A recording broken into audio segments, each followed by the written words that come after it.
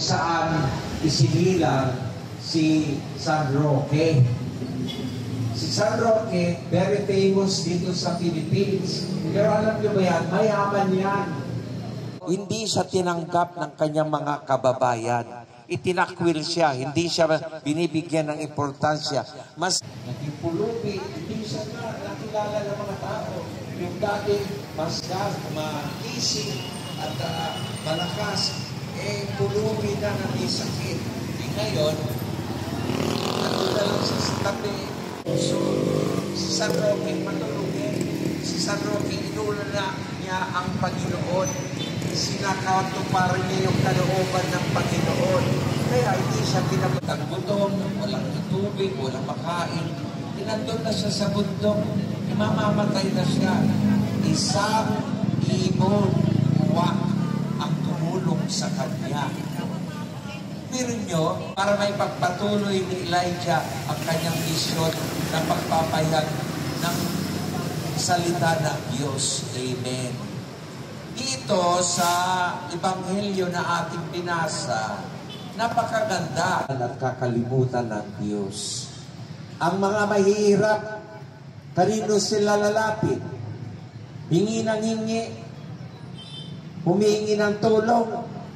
May mga taong hindi ka papansinin. At pag hindi, lahat na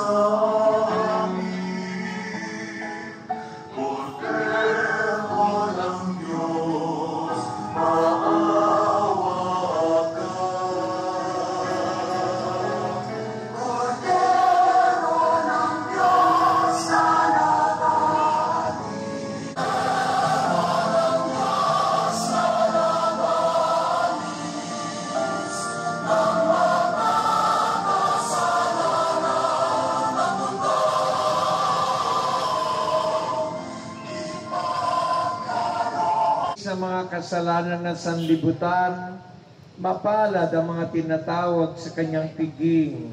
Panginoon, hindi ako karapat-dapat na magpatuloy sa iyo. Ngunit sa isang salita mo lamang ay gagaling na ako.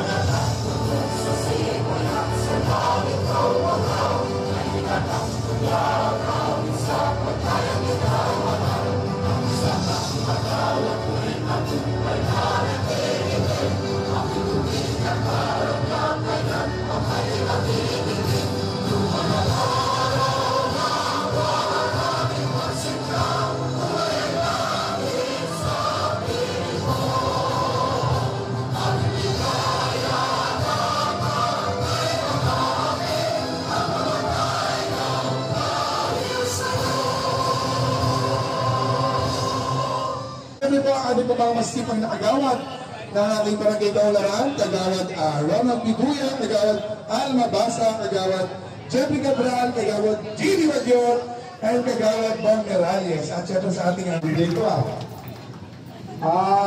na sa lahat at ay nagpapasalamat sa mahal na Panginoon at tayo ay mapakaganda ang gising na umaga na to. Magandang umaga sa inyo. Pamamahin na yan ang energy. Ganun pa man, so napaka-kanating dahil ang ating flag ceremony, once a month lang tayo, at napaka-kanating para atis magsama-sama tayo sa isang buwan, at malapit na, kalagitnaan na tayo ng buwan ng June, so talagang palapit na.